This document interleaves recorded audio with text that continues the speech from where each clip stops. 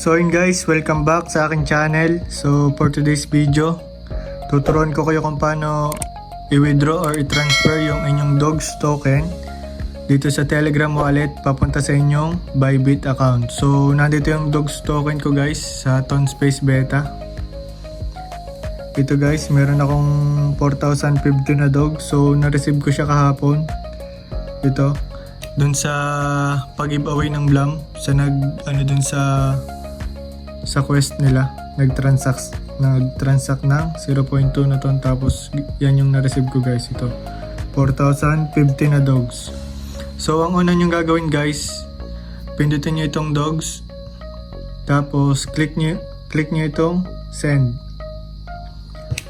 So ganyan yung lalabas guys, your Telegram contact, external wallet, your wallet. So ang pipiliin dito guys ay external wallet.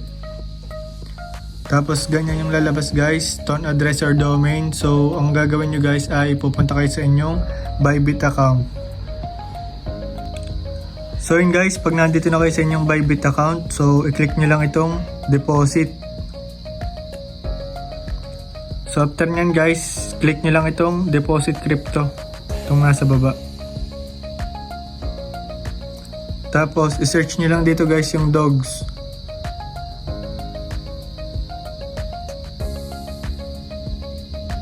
Yan, so ito yung lalabas guys, ito yung dogs. Click nyo lang yan. Tapos ton. Okay. So after nyan guys, i-click nyo lang itong copy itong wallet address. Tapos balik kayo dun sa Telegram wallet. Tapos i-paste nyo siya dito. So dapat guys, lalabas dito yung ton address, tapos i-click nyo lang yung continue.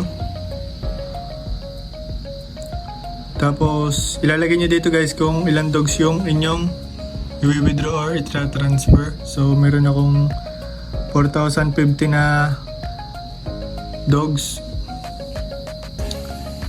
Yan, so after nyan guys, ganyan yung lalabas. So kailangan daw ng comment, tag or memo. So balik lang kayo dito sa inyong Bybit account. So ang gagawin dito guys, i-click nyo itong tag or memo. Dito i-copy ninyo. Yan, copied successfully na. So after nyan guys, balik lang kayo dun sa Telegram wallet. I-paste nyo sa dito. Yan. So after nyan guys, ang transfer fee daw ay 0.1 na ton. Kailangan nyo daw guys ng merong ton kayo dito sa Telegram wallet. So kung hindi nyo pa alam guys kung paano maglagay ng ton sa Telegram wallet, meron akong tutorial guys sa aking YouTube.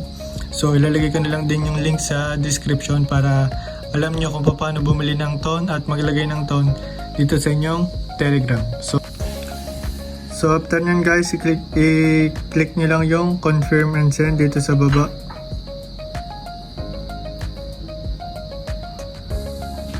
So yun guys, nakalagay dyan, your transaction is being processed and will be completed soon. So 4,050 dogs have sent dun sa aking deposit address sa Bybit account. So wait nyo na lang guys, dumating yung dogs sa inyong Bybit account. So yun guys, makikita nyo dyan, wala na yung aking dogs token.